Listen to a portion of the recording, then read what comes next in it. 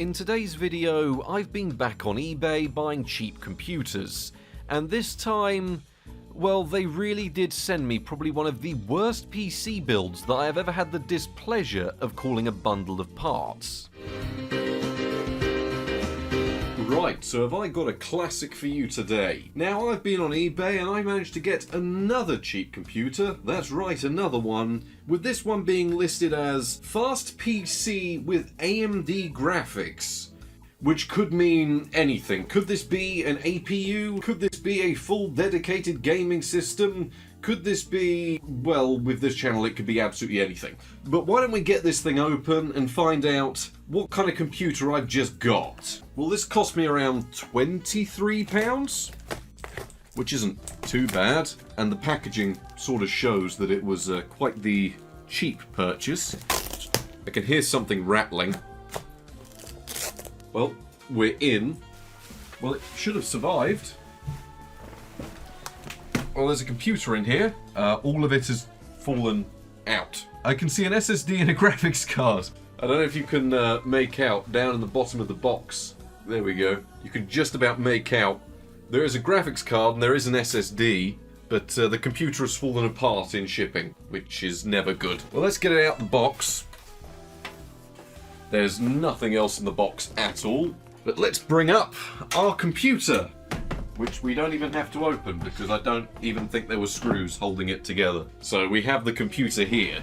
Well, this is the state it's arrived in. What can we actually see? We've got an FSP group power supply, which is 350 watt, that's not too bad. Some sticky pads for a fan that no longer are attached. A graphics card.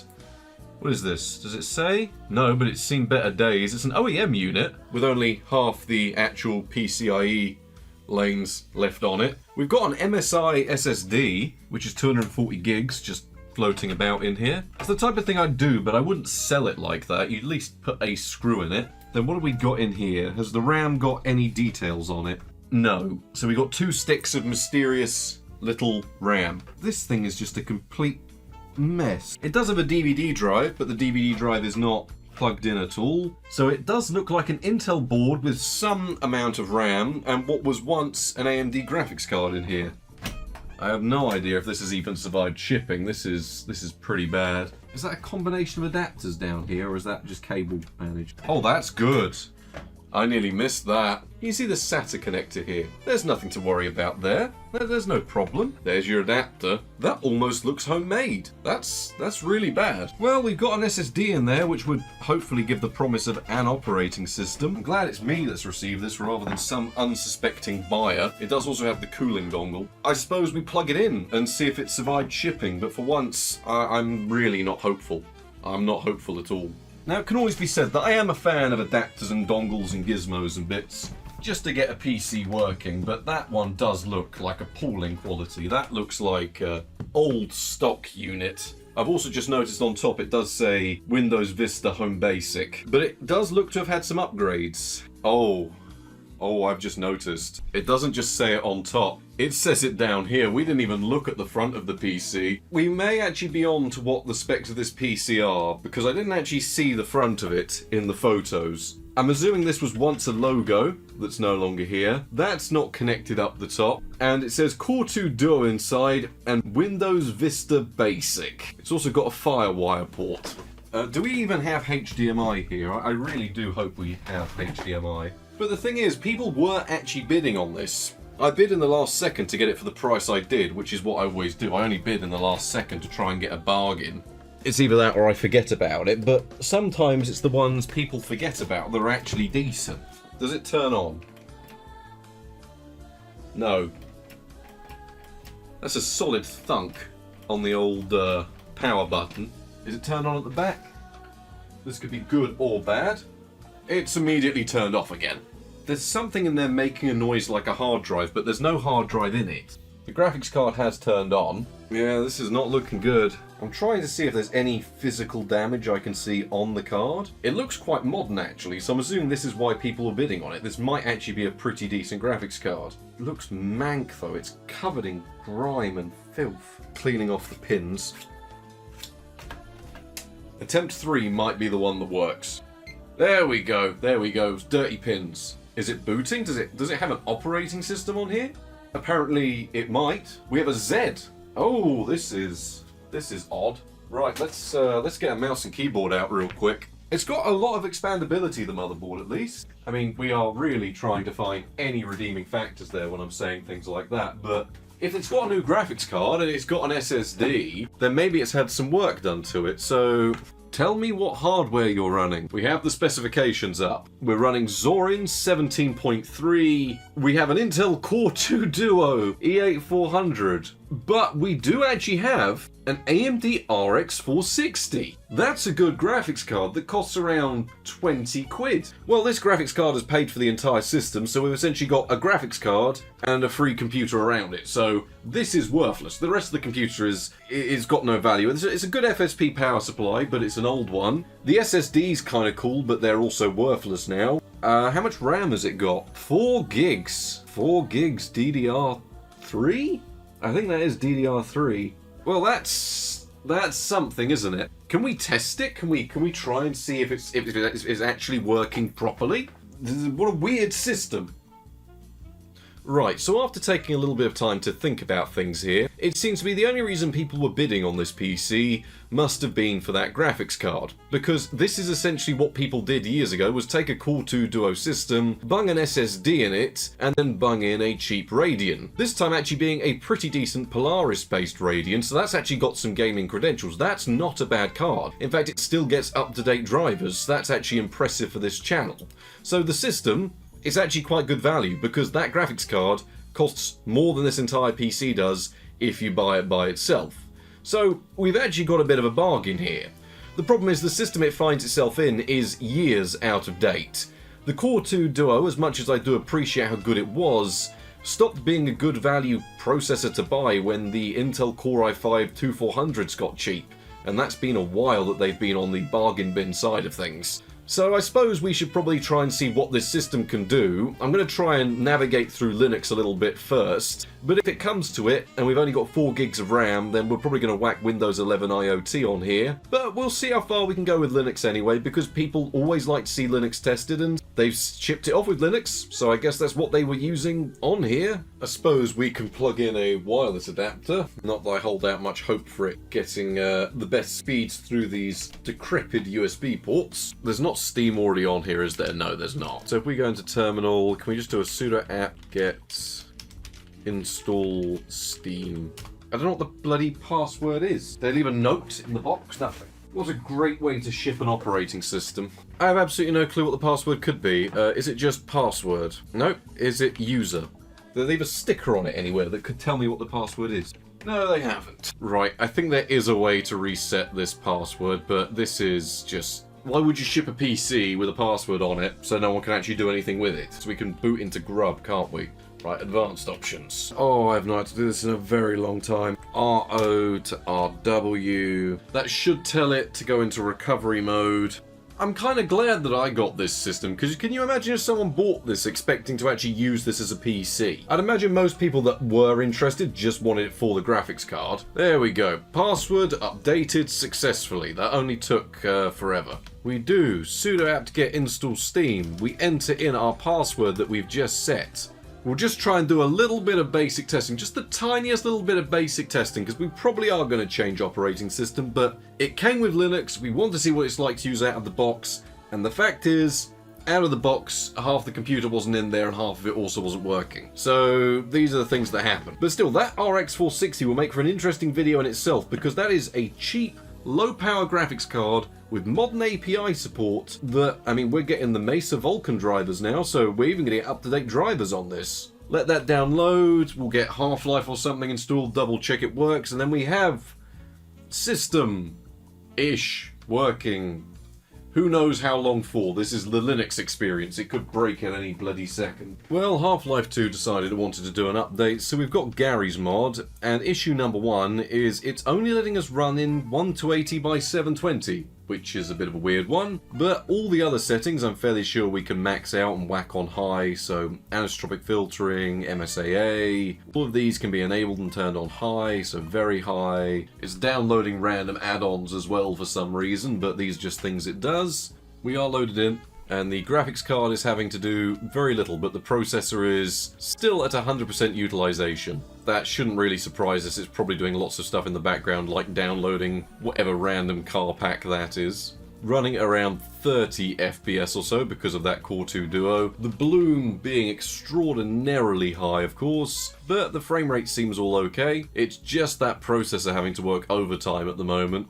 But yes, it does seem like, and who would have guessed it, the processor is already struggling in modern Source titles.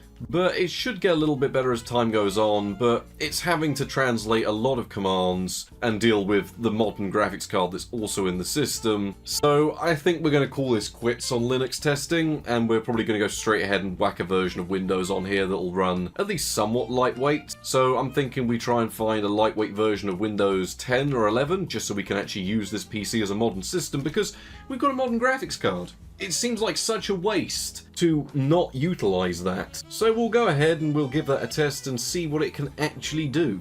But as it stands for Linux gaming on the Core 2 Duo, it's not exactly going fantastic right now. Right, so on this USB stick should be one of the last versions of Windows 11 that this actually supports. Because the Core 2 Duo, at least in Microsoft's eyes, will only be supported until 2026, and that's even with workarounds. So if we can get this thing booted up and figure out what option it is for the boot menu, one of these. Now, this version of Windows 11 IoT is from last year, so it's not the usual up-to-date version that we test, but it's probably closer in line to what we tested on an old AMD Phenom system not too long ago. So it should at least provide support for everything. So you still get your Microsoft Store if you want to re-download it, you still get your bits and pieces like that, but being the IoT version, this version comes with nothing on it. So it has now started making some odd noises now that we're at the Windows install screen, which is to be expected, but it's been making weird noises all morning at this point, so it's just something it does. Now, one notorious issue with trying to go from Linux to Windows, at least in my experience on these older computers, is always they're a tad unhappy with, is it the Grub bootloader? So we're just going to unplug this, and then we're going to plug this into the laptop,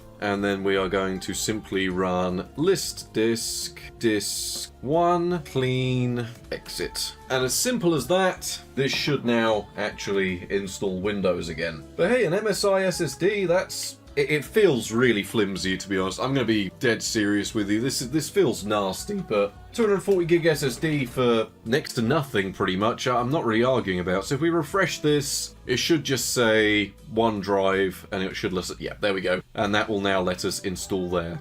One of my favorite features of the Windows 11 interface is that actually works, and it doesn't throw a paddy when you try and format things mid-installation, which is something that happens on all previous versions. Like, it's worth complaining about Windows 11, but that's not something it gets grumpy about, so we're going to give it a win there. This is also a completely stripped down version we're running, and is as close as we can get to the IoT version while also running a Core 2 Duo, so it is still in support for the next year or so, but at the end of the day, it's still Windows 11. It's pretty good with RAM management, provided you're not running all the bloat that comes with it, and it should hopefully stretch as much life as possible out of those 4 gigs of RAM. At least they're running in dual channel. That's about the only redeeming factor they've got going for them. Now, this is actually my first time using a Core 2 Duo on Windows 11, and it seems about as smooth as I expected it to. Now, we aren't running with any graphics drivers or anything like that yet, but just so people do believe me, Intel Core 2 Duo E8400, 2 CPUs at 3 GHz, 4 gigs of RAM, and no display adapter drivers. So I do understand that a lot of these are about to become pretty much obsolete, these computers, because it's fairly obvious why they're about to become obsolete. Microsoft has already said for computers much newer than this, well, you can't run Windows 11. And if you can't run Windows 11, then most people are tending to bin their computers at the moment, which is resulting in systems like this becoming more or less completely worthless because, well, why would you buy this when you can get a Sandy Bridge, a Haswell system, much newer systems than this, for next to nothing? This is just an anomaly because it almost is someone's old computer that they upgraded, probably around 2015, 2016-ish. And then this does add a little bit of curiosity because there's 2 different aspects of this PC that we really are quite interested in. One, how is that Core 2 Duo holding up? Because let's be honest, I've sort of relegated them to the past years ago. And how is the RX 460 holding up for a cheap little graphics card you can bung in any system, as showcased by this exact PC? But yeah, it's odd, because this is the exact type of PC countless people would have told you to throw together if you just wanted to play some games about 10 years ago. Some people will say, oh, use the modded drives, Polaris, but from my testing, these ones are still getting bug fixes from AMD, and in no games I've tested did it give me any noticeable performance increase using modded drivers. I mean, it's not exactly incredibly smooth to use, but it's quick enough. Codename Baffin. It's Baffin Pro. I know I throw together some bad systems, but I wouldn't ever sell one in a state where it's missing screws. I don't really think overclocking is going to be necessary here. Maybe we'll give it a go, but it is handling the modern web absolutely fine. I can't fault it for how well it is actually handling day to day. It's mostly telling us what we already know, but it is worth taking a little look at just to get some extra information on it. Core 2 Duo E8400, 45nm, 3 GHz, 3 GHz clock speed. It's an Intel board, PCIe 2, so PCIe 2 is a bottleneck here. Oh, it's not DDR3, it's DDR2. That's worse than we thought. So we've got 4 gigs of DDR2 memory. So what we'll do is we'll run through Time Spy, make sure the system doesn't crash, go from there, and honestly, we're all good to go. It's taken nearly a full day and lots of experimenting, but we're finally here with a working version of Windows, drivers, and everything all set up and working. Let's just hope that Core 2 Duo can survive. Well, now it was about time we should be running the system through 3D Mark, and everything seemed to be going fine. I mean, we had Windows 11 now on here, we had our drivers now on here, everything was smooth and stable. In fact, the PC was fairly speedy to use. That's why I left so much footage in of me setting it up, because the idea that a Core 2 Duo machine would be not just usable, but smooth on Windows 11 just seems to elude the minds of some people, myself included, because I'd long since relegated the Core 2 Duo into being obsolete. I mean, it's not a powerful chip by today's standards, but the fact it's handling the modern web is at least somewhat admirable. But the thing is, nothing seemed to be working now. 3D Mark would start to run, but then would fail with an error that it couldn't validate, so I went through and tried to revalidate the game files, and everything there worked fine, and then mysteriously Steam wouldn't work. Now, at the time of filming was when that massive DDoS attack was going on, so eventually after about 2 hours of trying to diagnose what was happening without thinking to just Google, is Steam down?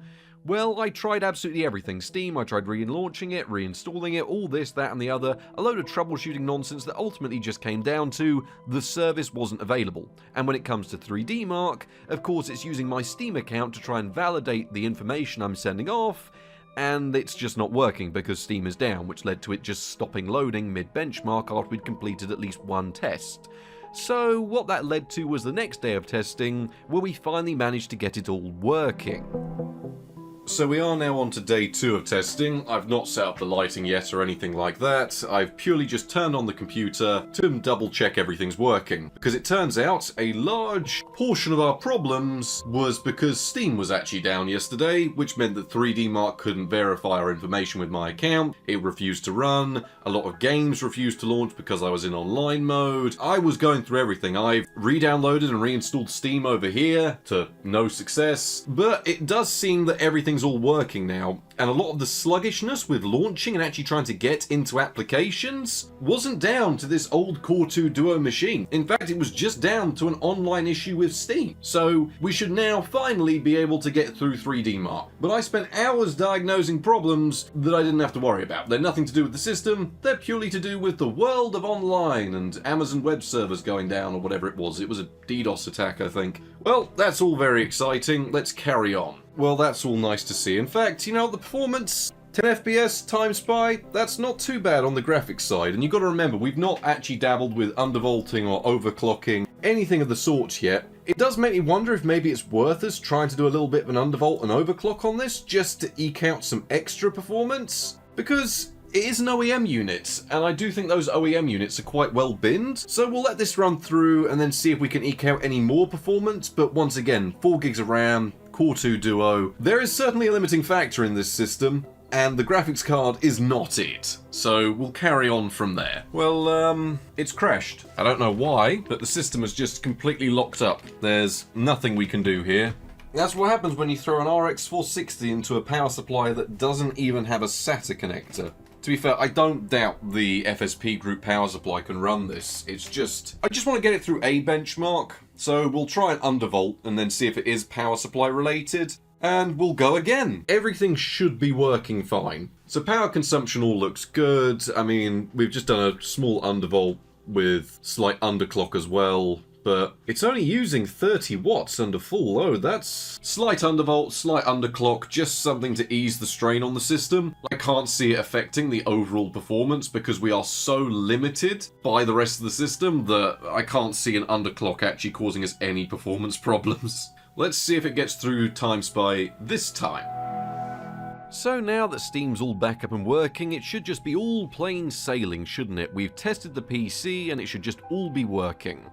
Well, unfortunately not. See, that crashing issue, well, it turns out the first time it crashed wasn't due to Steam being down. There's just something really odd happening with this PC when we tried to actually run through 3D Mark. It didn't matter what benchmark we were running, Time Spy would occasionally run through to the end but crash at the final stages, and Firestrike, well, it had run through to the end and then crash. The same was also true for CloudGate, which is a DirectX 10 benchmark for which, is age appropriate for this computer really, and even then, it would just crash at the final stages.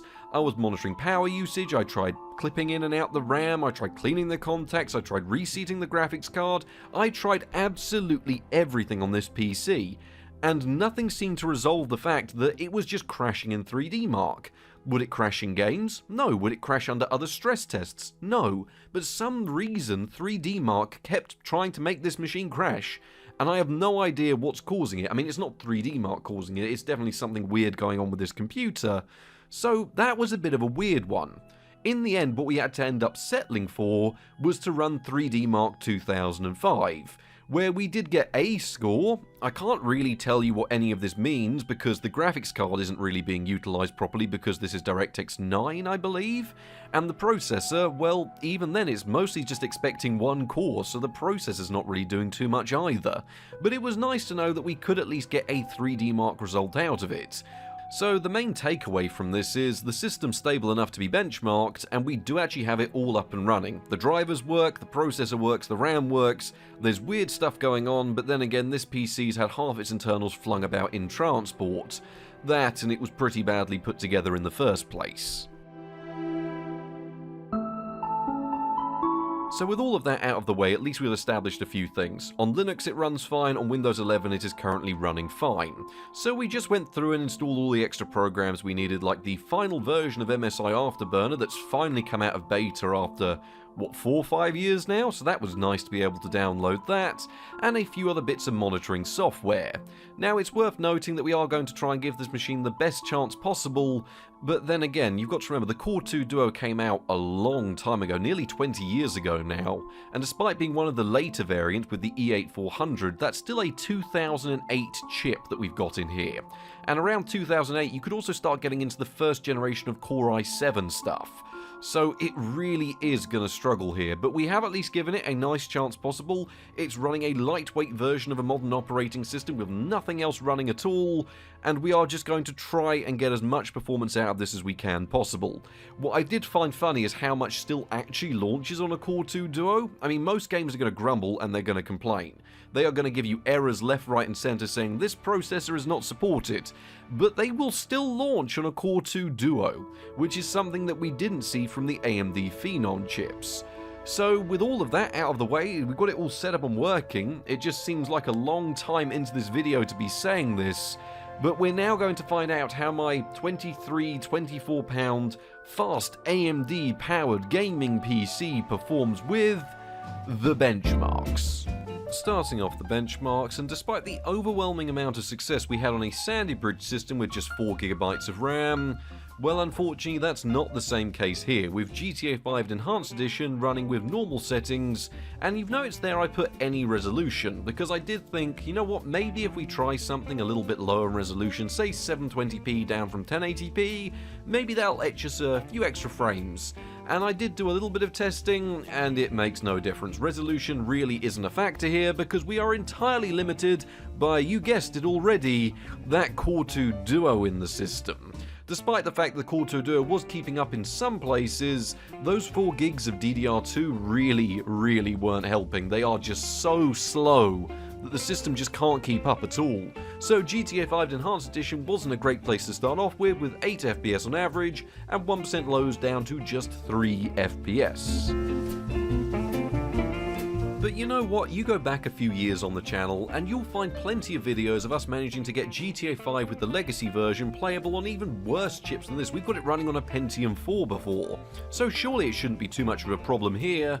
Well, despite taking an eternity to load in, unfortunately it does look like GTA 5 with the legacy version is now a little bit too difficult for a PC like this to handle. Despite having the RX 460 in there, well, the drive overheads are caused by having a newer graphics card definitely will be playing some part in its detriment, but it just wasn't a good experience. 14 FPS on average with a very stuttery 1% lows down to 7 FPS, and yeah, GTA 5, just even in its legacy form, seems like it's no longer playable on a Core 2 Duo, which is something we are going to have to investigate in the future. It should probably already be a given by now, given how intensive GTA Online had become in recent years, but the frame rate was actually slightly better on average than the legacy version was offline. It didn't change the fact that the 1% lows were in fact worse because the game could hitch up even more here, but it was at least somewhat better on average. I mean, it's still completely unplayable, with normal settings in 1080p making absolutely no difference to the game's playability. So yes, we should have already seen that coming, but GTA Online was not playable on the system whatsoever.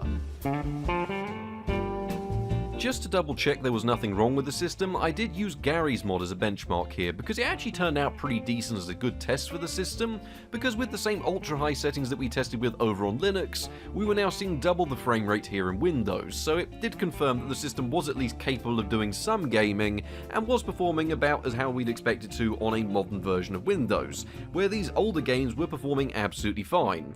Now, being a Core 2 Duo, we could really stress out the chip by spawning lots of things in, and the frame rate would drop down to around 30 FPS and then stabilize itself back up again as either the NPCs sort of, perished, or the game just carried on running and it got used to running with that many NPCs on the map. Either way, Gary's mod did run absolutely fine, but that really shouldn't come as a surprise here. This is a little bit of an overkill system for something like Gary's mod. Now, with BeamNG, I really did think maybe we'd have a little bit of a chance of seeing the game be at least somewhat playable, but on this system, even with the lowest settings selected, I did try with higher settings, and really we didn't actually lose much in terms of frame rate, to be honest, because the processor's what's struggling, not the graphics card, and we saw 17 FPS on average, which would drop down to 6 FPS when there was lots of foliage and bits and pieces on screen. So for the more intensive maps of BeamNG, there's just no way to make it playable. However, you could actually run the game with the same lower settings as long as you were using simpler maps and see anywhere from 50 to 60 FPS a lot of the time. Now, it would occasionally drop down to 30 FPS when there was actually damage occurring to the vehicle because of course physics effects and the Core 2 Duo struggling, but BeamNG was playable in simpler situations. Just only simple situations. Mount & Blade Bannerlord, well, I didn't hold out much hope for it in the first place. It is a very well optimized game, but it was always going to struggle on a DDR2 based platform, especially with the size of the battles that actually just go on in this game. We couldn't actually make it into the built-in benchmark without the system completely locking up and having to restart it, so we ended up opting for our own slightly smaller battle, where we saw 0.2 FPS on average. I don't even know if you can say there are 1% lows because this is actually worse than a slideshow, so Bannerlord was completely unplayable, and I was a little bit surprised just how bad it was here. Then again, if Bannerlord's unplayable, that pretty much signifies that all modern titles are going to struggle, so I pretty much tried to pivot away from brand new titles and go towards games this system might actually have a chance of running. With Mount & Blade Warband with the Vikings Conquest DLC, which does add in some fancy graphical effects to try and sort of make the game look okay, we were able to run the game with very high settings in 1080p, with 58 FPS on average and 1% lows down to 46 FPS. Now, larger battles than this could cause forced the Core 2 Duo to struggle a little bit, but it managed it pretty much fine, which should be expected from a game like Warband. So Mount & Blade is playable, just you're better off sticking to the older versions, but at least you can max them out with higher settings. Not that I'd recommend anyone to try this combination of parts in the first place. Now, it should go as no surprise here that the original Tomb Raider reboot did actually work absolutely fine with ultra settings. That's everything turned on, even the hair physics, absolutely every feature enabled, and it ran perfectly fine with 43 FPS on average and 1% lows down to 33 FPS. And this was all in a 1080p resolution. Honestly, the RX 460 was actually getting some use out of itself here, and the Core 2 Duo was at least able to provide enough of a buffer to give us a stable frame rate. So Tomb Raider really is kind of the optimal type of game for this system, where it uses 2 cores well, and it can benefit from the actual power having a Polaris graphics card in the system. In a similar vein to Tomb Raider, I sort of expected Skyrim Anniversary to do quite well. As much as this was developed with the idea of it actually utilising more than 2 cores, it is still a game that primarily just wants 2 fast cores. And despite the fact that we don't exactly have the fastest of cores available, we do have 2 of them. And also, the 4 gigs of RAM doesn't really cause many problems here. So with high settings in 1080p, we saw 41 FPS on average, and 1% lows down to 36 FPS. Now, of course, you could run the game with ultra settings completely fine on that RX 460, but you will run into the problem of the system doesn't have enough RAM to cope with what the game's asking of it. Despite the fact we've got 2 gigs of GDDR5 in the system, it does actually use a substantial amount more RAM by going up to ultra settings, which of course we don't have, and of course ours is very slow, the amount we do actually have. Now, with City Skylines, it is certainly a game that people like to see tested on this tier of hardware, and unfortunately that Core 2 Duo was definitely a limit. I know the game has actually had 10 years worth of updates now, given that when I signed in it was reminding me that this game is now 10 years old, but I do remember it running better than this, and I would be inclined to say that DDR2 is once again still a major limit in the system. Still, we're going to have to revisit the Core 2 Duo at some point just to verify all this and make sure I'm not going absolutely insane. But there's a few things going on here. The game's been very updated, we've got 4 gigs of RAM, and increasing the actual simulation speed would bring our frame rate down to a crawl. So City Skylines wasn't a great experience, but given it is a city builder, I suppose you get away with this. It looks hideous, the RX 460 sitting in the system doing nothing because it doesn't have to, and higher quality settings, well, they just make the processor work harder and you end up with a worse experience. Now, Metal Gear Solid 5, I really did expect some better performance out of this. We saw 25 FPS on average and 1% lows down to 18 FPS, while using mixed settings in 1080p. So that was me going through and trying to change everything about where it performed best, and that was with a few of the effects turned to low, the textures on medium, and a couple of the sides, very graphical intensive effects that didn't really affect the processor. Those were cranked all the way up to ultra, so we actually got a really good looking experience on screen, but it didn't matter if you're running these settings or low settings, you'd see the same frame rate, which was okay in places, but when there was actual action going on, which is what the actual benchmark we're doing here is, well, you'd see a frame rate in the mid-20s, which just isn't great. And it's got to be said, even newer indie titles like Project Zomboid, well, it wouldn't actually launch at first unless we use the alternative launch method, which I haven't actually used on a system since I tested this on one of those old single-core Intel Atoms. That's how long ago I've had to use that. But with mixed settings, well, it says mixed, it was mostly low settings and I think some shadows turned up to medium, we were running the game with 43 FPS on average and 1% lows down to 16 FPS. So Project Zomboid, it was just about playable in places, but it didn't look fantastic, and at the same time, I expected better performance than this. The older versions did used to run better, but that Core 2 Duo is just struggling here. Zooming out would cause the frame rate to become a stuttery mess, so you're best off playing zoomed in and not travelling too fast. But can it run Crysis? Well, not really actually, that was a bit of a surprise. I think there are definitely a few things going on here, and don't worry, it was Crysis that has prompted me to do another set of testing on another operating system, so don't worry, you've got more to come in this video. If you check that timestamp down the bottom, you're probably only about 2/3 of the way through this video, because this is a long one today. But Crysis, yeah, it just wasn't a great experience.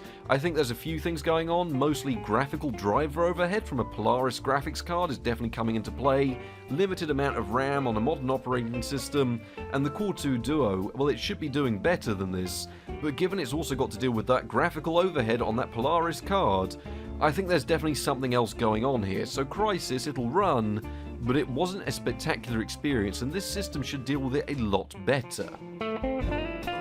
So performance there in the benchmarks, and honestly, I'm willing to say that was spectacularly woeful, and I genuinely don't believe it's just everything getting heavier that's to blame here. Really, that Core 2 Duo, yes, it is old, but we have seen it perform better than this, and as I've already said before, we will definitely take more of a look at it in the future, because this has just got me intrigued on maybe the processor itself is just completely useless in 2025. I just expected better performance out of hardware like this.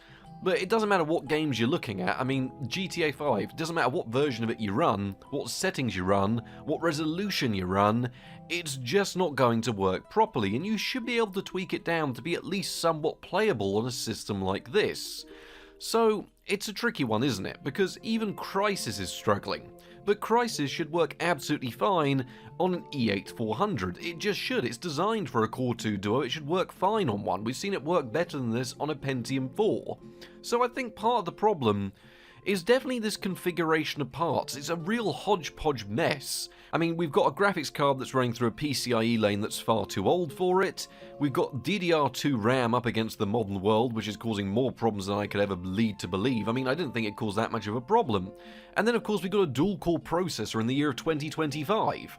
I mean, on its own, sure, the individual components have purpose, and I'm not annoyed I bought the computer, because, yes, it's been slow, and, I mean, the load times here, oh, the load times. I spent upwards of an hour waiting for some games to load purely because of how slow the system was actually getting to that point. GTA 5 spent about 10 minutes trying to validate I owned the bloody game. But that's besides the point. Long story short, I think there's more going wrong with this system than just the parts. I think the parts all being together is the problem. Because that's just the thing, isn't it? I mean, day-to-day usage, as we've seen, is absolutely fine on a machine like this. It was working absolutely fine on both Linux, and it was working absolutely fine on Windows 11, getting just around day-to-day. The issue becomes when we start utilizing more than just one part of the computer at once. Because, yeah, it should work fine, but I genuinely believe there's more to this than the operating system being to blame. But people are going to be leaping to the comments now telling me Windows 11 is the problem. So what I've done is I've pretty much gone and filmed an entire new video on this where we run Windows 7 on it, and you're not going to have to wait around for that video because I've edited it all and it's going to be bolted on the end of this one. So this is more of a bumper special episode where we're going to answer that question, see, is there more wrong with this computer than just the operating system choice? Because I genuinely believe it's the hardware combination. But the only way to verify this is to try a different operating system first.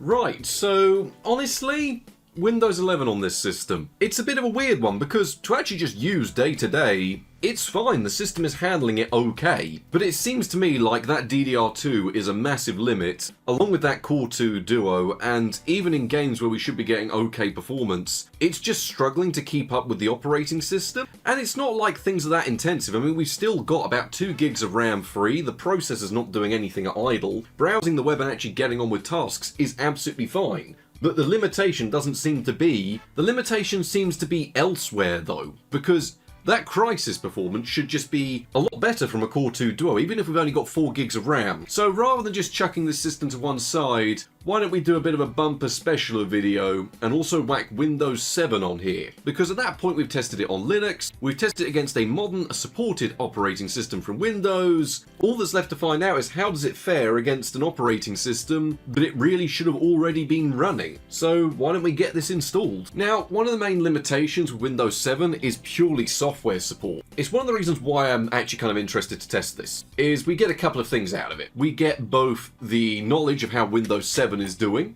on a system like this, and we also get to see the limitations you'll run into if you're going to run a legacy operating system like this on hardware that should be running something much better. See, the problem is we've already done the video before. It's why I didn't just start with Windows 7, because it's not that entertaining to take a Core 2 Duo PC, admittedly one that has been upgraded with a Polaris graphics card and an SSD, and run it against Windows 7. Because we would have done that on the channel 7-8 years ago. It doesn't have any entertainment purpose. But now at least we've got some data from Windows 11 to compare to, and some from Linux as well. It is actually a little bit interesting to throw this thing back into the world of Windows 7. So we'll go ahead, get Windows 7 on here, and just take a little quick look at how it's holding up when we run something that makes a little bit more sense on a system like this. God, I do love Windows 7 though. It is just the pinnacle of Windows operating systems. I mean, don't be wrong, Vista's pretty fun for retro reasons, but Windows 7 is in that weird halfway point between modern and still kind of supported, and also just completely left in the past.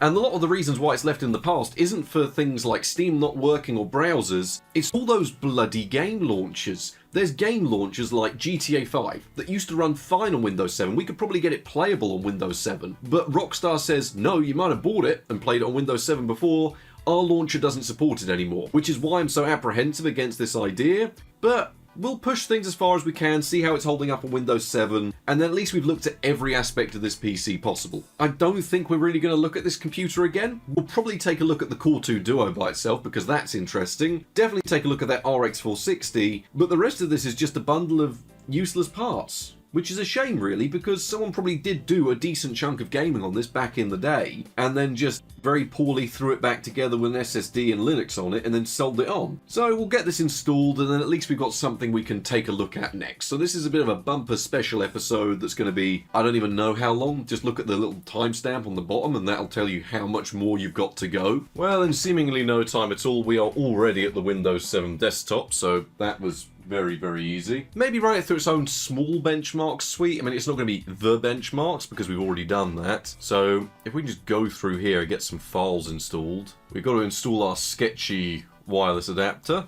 thanks to these beautiful drivers. So yes, the reality of these PCs, especially these older Core 2 Duo PCs, just running better on Windows 7. It's always going to be the case, isn't it? It's always going to be like that. Because this feels like a transformed machine doing this, but then again, we always knew it would. Maybe we will have to figure out a way that we can sort of modernize Windows 7. I think there are sort of kernel extensions you can use. Even browsing the web is quicker than both Linux, and it's quicker than Windows 11. So these drivers are actually 3 years out of date, but 3 years out of date, that's fine, we can live with that. How is processor usage between the two operating systems? Honestly, not too different between Windows 7 and Windows 11. The processor difference is not it. So I'm willing to say it's probably the DDR2, which is such a weird thing that DDR2 is our problem. Now, I have had issues before where Steam just straight up says non-supported, but sometimes, like it's doing today, it will check for available updates and it will just work, other than the launchers, and there's a few issues with the Steam web helper, which I will show you how to fix. Oh, no, there we go. Steam is no longer supported on your operating system. Okay, so if we report a different version of Windows as Windows 11, it might still get grumpy with this workaround because this is still quite new. Yep, no, that is working. So if we repair that, right, 3D Mark's installing. Steam should be fixing itself, which is something it always does. Let's make sure Steam is actually active. Wonderful, all of this is just coming together perfectly. This is going far smoother than I actually thought it would. Now, there are of course going to be some people saying, well, why didn't you start off by doing this? Because we've done this plenty of times before. I mean, minus the Polaris graphics card, you can probably find quite a few videos on the channel showing us running a Core 2 Duo system on Windows 7. The only difference is now we have to fight it to get applications running. I've never actually ran Polaris on Windows 7 before. This is a unique experience. I used to run Fiji, like the old R9 Nano, well, not the R9 Nano, but the full-fat R9 Fury on Windows 7 back in the day, but that's the last time I dabbled with anything this new in terms of AMD. I do see why there is a subset of people that just refuse to abandon it though, because it is really nice to use. Well, we have to install Counter-Strike 16, We are really stressing out the old Core 2 Duo now, but it does make you realise how good they were back in the day. Now, I'm not going to say I'm surprised the AMD drivers didn't work. Well, the AMD software's not very happy, so as it would happen, there are a couple of updates we do need to go through and install. I've just grabbed them off the Windows, Microsoft, the software catalog. RX 460, 2 gigs of RAM, Core 2 Duo, 4 gigs of RAM. And seeing this interface in Windows 7 is really throwing me off. We've now got drivers, we've now got Steam on here, we've now got compatibility stuff all enabled. Will it actually let us sign in if I could scan the QR code before an error pops up? Now, there are still some issues with this. We will have to disable hardware acceleration and a few other problems that I've not been able to figure out my way around before when I've dabbled in this, because you get this big old black screen. Now, this one I have dealt with before. If we just open up Task Manager and you see Steam Web Helper here, end this process, done. And it should just come back to us working. All you have to do. So much for their Steam will stop running in 0 days. I mean, it's worth giving it a go with GTA 5, the legacy version, isn't it? To see if we can maybe make it work, but the problem is these redistributables, the setup just doesn't work. We can try and enable it. So if we enable all of these, I'm just going through and enabling compatibility on all of these different versions. Right, let's see what it does. I hold out very little hope this will do anything at all on Windows 7, which is a shame really, but an error has occurred. An error has occurred. Program can't start. Program can't start. Yeah, it's just not going to work. But anyway, at least we've got Steam on here. We've got web browsing enabled. We can try and run some bits. I don't think downloads work very well on Windows 7 still. We can give them a go, but yeah, it just can't download things. We're all set up and ready to go. Why don't we do a quick bit of Windows 7 testing? So yes, it did take a bit of time to actually get Windows 7 on the system, and I did condense a lot of troubleshooting footage down into just a sentence here or there in the cut. Otherwise, we genuinely would be here for ages, going over compatibility problems, this, that, and the other, trying to get things working. It'd be a complete boring nightmare. What you need to know is, I've done as much possible with as many updates as I can, and VxKex, I think is called, which is the compatibility layer that lets you run some modern applications with varying degrees of success. So we did get that all set up and working. So Windows 7 is on the system, running with the final AMD drivers available for this graphics card, which are 3 years out of date, don't actually have the driver enforcement signature, so you have to set them all up manually. Everything was just a bit of a palaver and a bit of a mess. But the system was still speedy on Windows 7. It was quicker on Windows 7 than it was on both Linux and it was on Windows 11, but in terms of the actual processor usage at idle, well, it was using about the same as Windows 11 and Linux was. When the computer's not having to do anything, the processor's also not having to do anything. Now, when you started running applications like web browsing, bits and pieces like that, it was a little bit faster than both Linux and Windows 11, but I wouldn't exactly say it was a noticeable difference once you had multiple applications all running. The main thing you had there was lower RAM usage. That was the biggest takeaway, is our RAM usage on Windows 7 was more or less nothing. And I do really want to take more of a look into Windows 7 again in the future, but that definitely will have to be its own video because that's as much as we're going to go into it today. But that's the thing, you've seen us set up Windows 7, you've heard me talk about it, but what we want to know is, how is the PC over on Windows 7? Well, I've done a few benchmarks, not many, just to compare, 1, the performance with Windows 11, I've got a couple of benchmarks we can compare to, and 2, just to see if maybe Windows 7 gives a system like this an extra lease of life, maybe from games of the era that we didn't test on Windows 11, and there should be a lot less overhead here. I mean, Windows 7 is a very lightweight operating system by modern standards, it's why it's a lot of people's favourite. It is that meeting point between old Windows and new Windows that is still in the realm of compatibility for certain titles and certain applications. I mean, I am a huge fan of Windows 7, but it's got to be said, it is running out of support these days, with lots of modern titles refusing to launch even with compatibility patches. But anyway, what we've come here for in this section is to find out, does Windows 7 transform this PC in the Windows 7 benchmarks? Starting off the Windows 7 benchmarks, we have Half-Life 2 running with ultra settings in 1080p, and we saw around 137 FPS on average, with 1% lows down to 88 FPS. Now, this really shouldn't come as a surprise, but it was nice to be able to run an older operating system and actually run the latest version of Half-Life 2 rather than the original 2004 port like we usually do. So Half-Life 2 wasn't a problem, and pretty much all Source games aren't a problem on a PC like this. Performance here was about the same as Windows 11 though, so you don't really gain too much by going back to Windows 7, but where you'd see 300 FPS here, you might only see 275 on Windows 11, so you get a little bit of a performance increase, but not enough for you to actually notice. Now, for some odd reason, Skyrim Anniversary didn't want to start on Windows 7. Absolute shocker there. I'm sure there are workarounds you can do, and it's probably just the internal launch files and the installation that's not working, so we probably could have got around it. But rather than doing that, I launched the original version of Skyrim, which ran with ultra settings in 1080p and 56 FPS on average, and rather decent 1% lows. In fact, our frame time was rather good. At this point, if you haven't already noticed, I have set up MSI Afterburner in the original style that it should be for a Windows 7 benchmark, utilising a murky green colour that's hardly visible, and also utilising Comic Sans at the same time. But Skyrim on here was a good experience, and is probably one of the reasons why a system like this would have been thrown together, to run titles like this perfectly. Now, Far Cry 1 actually did run pretty good with ultra settings in 1080p with hundreds of frames per second, right up until it decided it didn't want to work anymore. I did a little bit of investigating, we got it running again, but there were definitely some problems with the textures going on. I'd imagine that's to do with this having a graphics card that's far too new for the system actually in here, with those very lackluster final drivers from AMD. In fact, it probably is the final Polaris drivers for Windows 7 from AMD that are the problem. The Far Cry 1 will work, just you're going to have to do some workarounds, and at this point I was too tired to do that.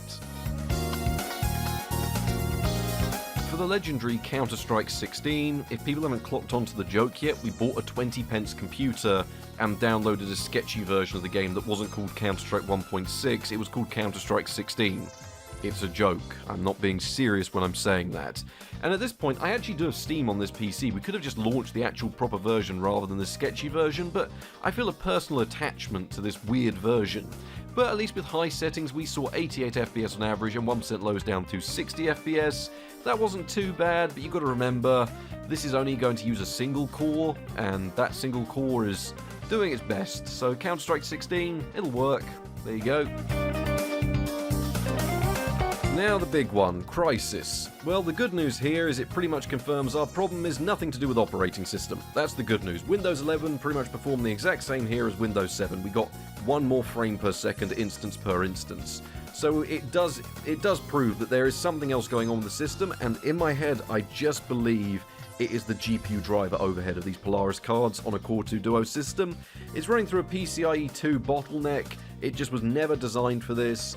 It's just a bit of a mess, but Crysis, the performance was pretty much one-to-one with what it was on Windows 11, so there's something more going on here rather than the operating system, so point proven. We know it's not the OS causing problems here.